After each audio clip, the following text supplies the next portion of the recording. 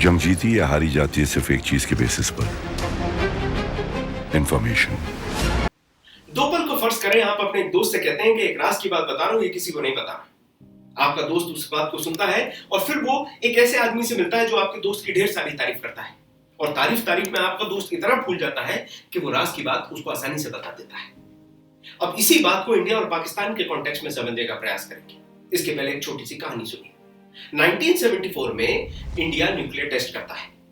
अब बारी थी पाकिस्तान की।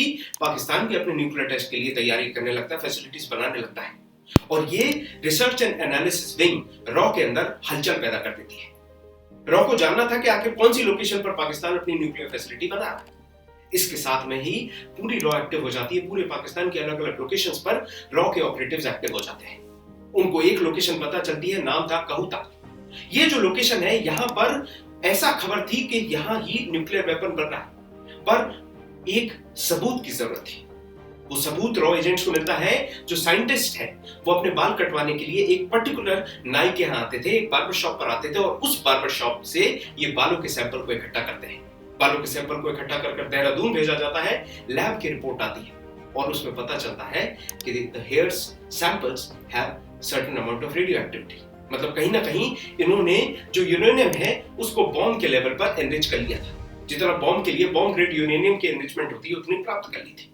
ये बात रॉ के एजेंट्स भारत पहुंचाते हैं। भारत में रॉ के हेड जाते हैं और प्राइम मिनिस्टर को इस चीज के बारे में ब्रीफ करते हैं। उस समय के प्राइम मिनिस्टर मोरारजी देसाई। अब मोरारजी देसाई को यह बात पता तो चल जाती है, लेकिन एक और महत्वपूर्ण बात है उनके किरदार की जानने की।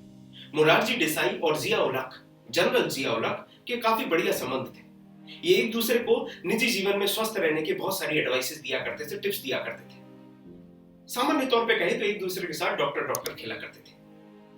वैसे तो मुरारजी के जीवन में कोई रोचक बात नहीं, पर एक बात है जिसके लिए कहीं उनकी प्रशंसा करी जाती थी, कहीं उनकी निंदा की जाती थी, और कहीं पर इसी बात के लिए उनकी मुखालफत की जाती थी।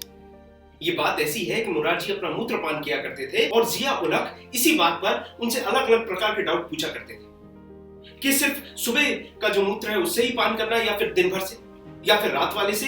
इस तरीके की छोटी छोटी बातें करते थे और इससे मोरारजी देसाई बड़े प्रसन्न हो जाते थे।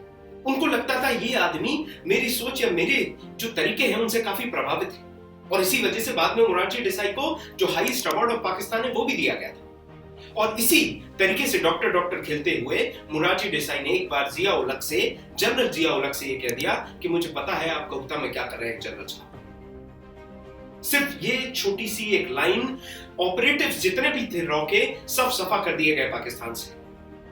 मोरारजी देसाई के माथे पर बहुत सारे रॉ एजेंट्स का खून था। इसीलिए अक्सर ऐसा माना जाता है कि जो हमारे लीडर्स हो वो स्ट्रांग होने चाहिए कैरेक्टर के, ताकि उनको कोई भी दो चार मजाक करके, दो चार तारीफें करके अपनी तरफ ना कर ले, या फिर इस तरीके के बड़े बड़े नेशनल सिक्योरिटी सीक्रेट्स हासिल न कर ले।